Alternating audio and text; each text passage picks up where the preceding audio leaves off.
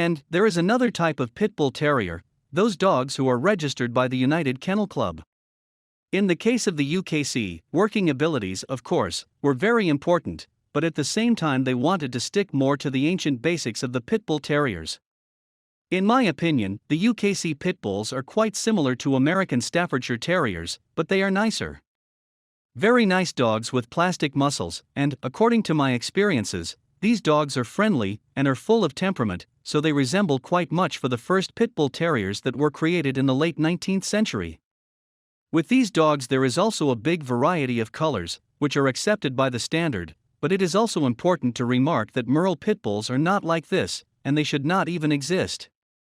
If somebody offers you a Merle Pitbull or, of course, Amstaff, you have to know that they are not pure-blooded, they are always kind of mixed dogs, what people sometimes buy for very big sums.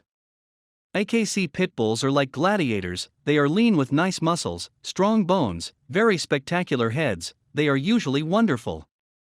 In Europe otherwise, you do not see much of them, as the majority of the Pitbulls here are from ADBA lines, which were imported many times by American soldiers stationed here and by people who often visited the USA. An interesting fact that according to sources, the first Pitbulls in Europe were in the Netherlands, who were used for badger hunting. At that time when these dogs arrived in Europe, this was a new dimension in dog breeding.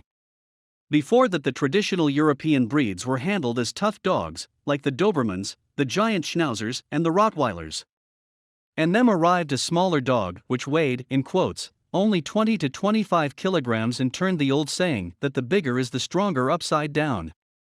It was also very surprising for the Europeans that besides being so tough with other dogs, how human-friendly they are. Of course, this phenomena has a very simple reason, namely that when these dogs were put to fight in the pits, of course, the most selfish, in quotes, animal on earth, the humans wanted to be safe during these fights. This is why dogs, who showed even a minimal aggression towards humans, were immediately deselected and many times killed. These dogs were excluded from any breeding programs, because in a fight, in which two dogs take part there are at least 3 humans, the 2 handlers and the judge, and not talking about all the others, who went there to see the event. Zoltan, another recurring topic in connection with Pitbulls and Amstaffs that always come up in different posts, comments, etc., whether these dogs are good for personal protection, territory guarding, or in general, as working guard dogs. What the viewers need to know in connection with this topic. Both the Pitbull and the Amstaff are very intelligent and clever dogs, they can be taught for almost anything easily, as they always want to meet their owners' demands. I have been taking part in the work of many dog schools for decades, and sometimes I am still astonished what a superdog performance they are capable of. So they can easily learn mainly personal protection tasks, but according to my experiences, they notion it as a kind of sport and another occasion when they can move and work. If we are talking about territorial guard work, these two breeds are not ideal for this purpose, or more simply, they are not territory guardians. According to my experiences, they do not like to bite an intruder, they are connected much more to a person or to a family than to a territory. Saying it in a little funny way, instead of an intruder, they prefer biting the dog of your neighbor. If you think of their past, their selection and usage, you understand it, and the genetics that was formulated for centuries will not disappear, blood will not become water. Another frequent question from the part of our viewers is that why these dogs are so effective in dog-to-dog fights. What is the reason for this? What makes them such a fearful fighter? There is a phrase that is used for them, the so-called ring intelligence. In my opinion, these dogs are far more intelligent than other dogs in this field. This so-called ring intelligence, if you do not use the dog for bad purposes, namely for fighting, can be used for a lot of other purposes usefully and easily. When I was young and did not know these breeds, Dobermans and giant Schnauzers, and I was dealing with dog training on a professional level. What I see even today that when we meet other breeds in the dog school, these dogs, I mean the Pitbulls and Amstaffs, can judge and assess a situation much better than many other breeds. There is a phrase what Pitbull breeders often use, and this is the so-called gameness, which means that Pitbulls, because of obvious reasons, can figure up very precisely the behavior of other dogs and living beings. What is the speed and the rhythm of the other? Is the other offensive or defensive in the given situation, etc.? And this instinctive intelligence makes them so high on the list and in my eyes. And the majority of these behaviors are inherited by the American Staffordshire Terriers. For God's sake.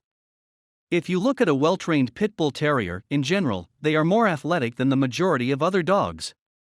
Our Pitbull Terriers, who we had before the AMSTAFFs, never looked for a fight with any other dogs, except other Pitbull Terriers who they noticed from several hundred yards. We walked them together with toy dogs, shepherd dogs, they played with mixed dogs, and had no problem with them. When we went for a walk with one of them, accidentally another Pitbull was let loose on the other side of the dog playing ground. We, the owners, did not even notice it. But they did each other's. Both dogs crossed all the other playing dogs in the space and began wrestling. Of course we separated them, and everybody walked away. Although it was our fault, as we have not noticed the other dog, it is unbelievable how intelligent Pitbulls are in judging a situation and to gauge the other dog's ability to fight. If I would like to be sarcastic, I should say that many times it seemed that my dogs were laughing on some other dogs.